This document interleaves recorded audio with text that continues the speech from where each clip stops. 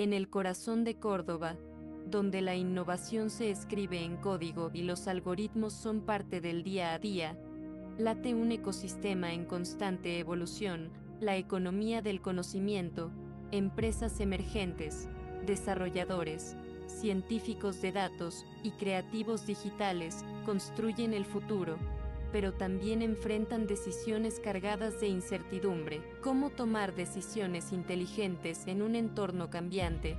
¿Cómo anticipar lo que viene cuando los datos aún no cuentan toda la historia? Vamos a explorar cómo las matemáticas, en particular la probabilidad, nos permiten entender, modelar y predecir con mayor precisión. Vamos a sumergirnos en herramientas que transforman los datos en conocimiento estratégico.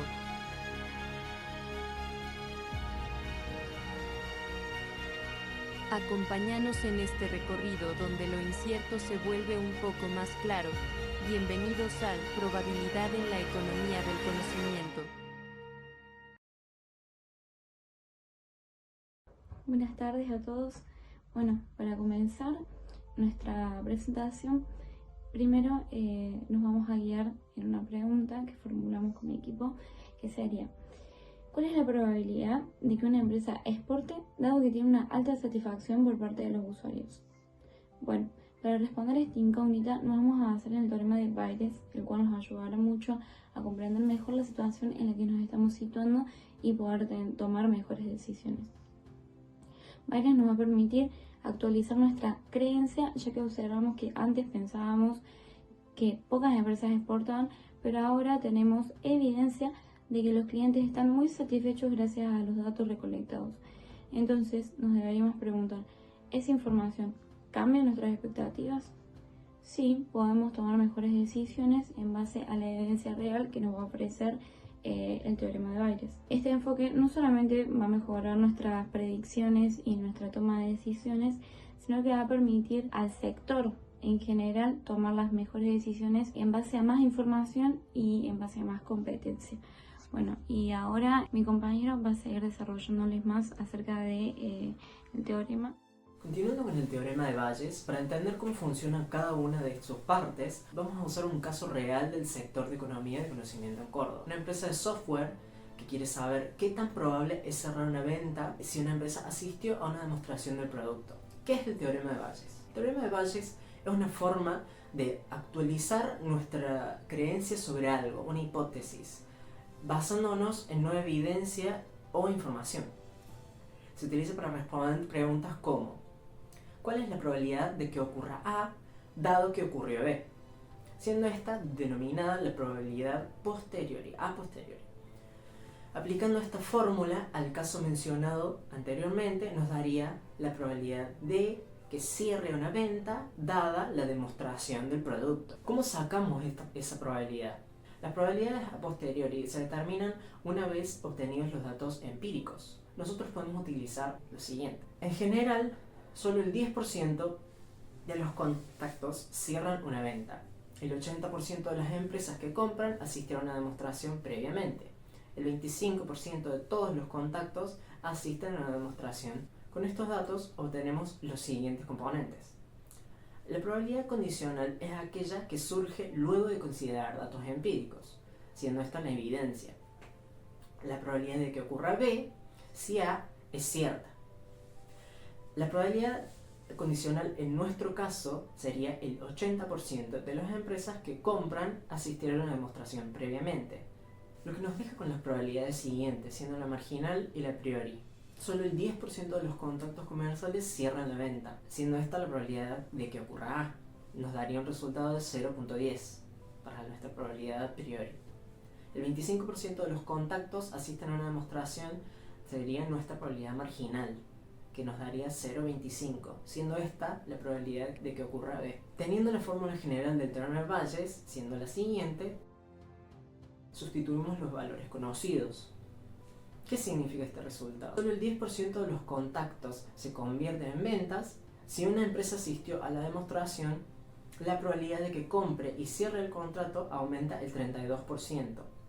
Esto nos demuestra que las demostraciones del producto son un buen indicador del interés real y se recomienda priorizar el seguimiento a aquellas empresas que asistieron a demostraciones, ya que son clientes mucho más probables.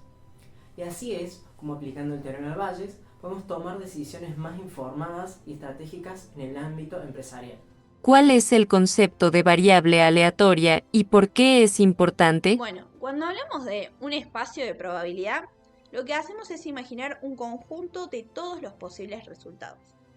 Dentro de ese espacio usamos lo que se llama variable aleatoria, que básicamente es una función que asigna un número real a cada uno de esos resultados.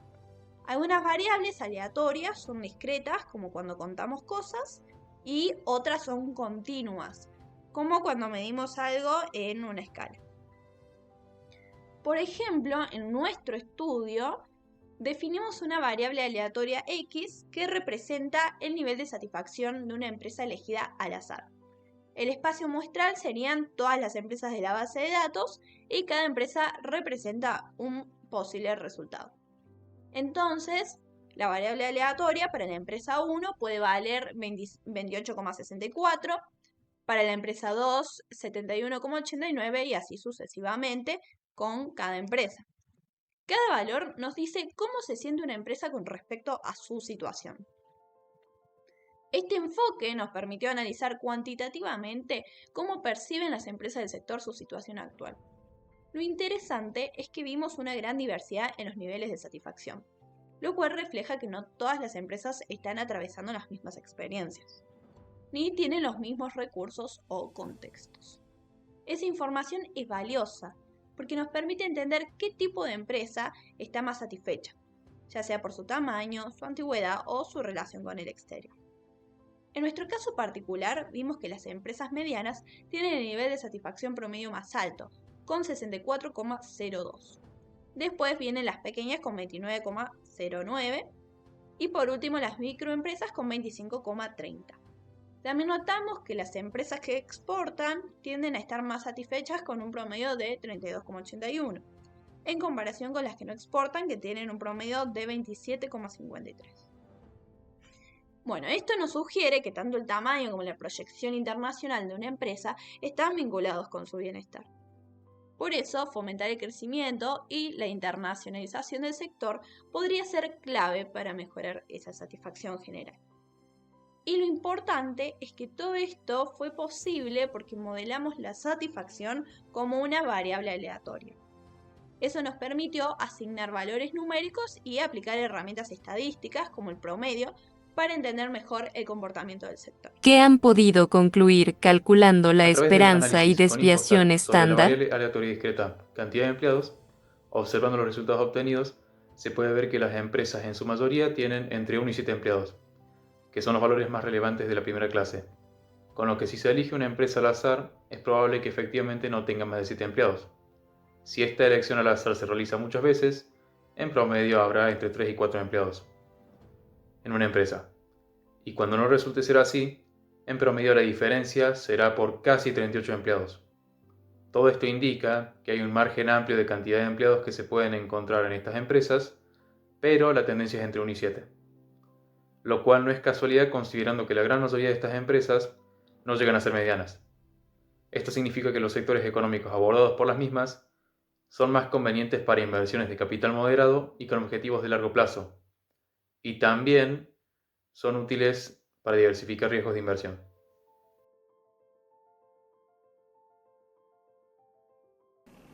Nosotros como consultores de la economía del conocimiento debemos hacernos diferentes tipos de preguntas para poder abarcarnos más al análisis que queramos llevar a cabo. Entonces, vamos a preguntarnos, ¿qué tan normal es la economía del conocimiento? Bueno, para responder esta pregunta nos vamos a enfocar en una herramienta muy fundamental que es la más utilizada y conocida por la estadística, que es la distribución normal. Esta nos va a ayudar a describir cómo se comportan ciertos datos, especialmente aquellos que son continuos y siguen un patrón predecible. Entonces, en este caso vamos a hablar de la variable continua antigüedad de los empleados según años. Entonces, nos preguntamos, ¿Cuánto tiempo llevan trabajando en sus empresas? ¿Es común que permanezcan muchos años o el movimiento entre puestos es constante? Algunas de estas preguntas y muchas más nos podremos hacer, y en este caso podemos visualizar desde esta distribución normal una función de densidad que tiene como una forma clásica de campana simétrica donde la mayoría de los valores se agrupan cerca del promedio. Esta distribución cumple con dos condiciones esenciales. Por un lado, la probabilidad no puede ser negativa y por otro lado, la suma total de las probabilidades debe ser igual a 1.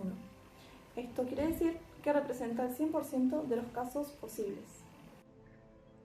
Entonces, a la distribución normal la vamos a definir por dos parámetros que van a ser claves para poder analizarla.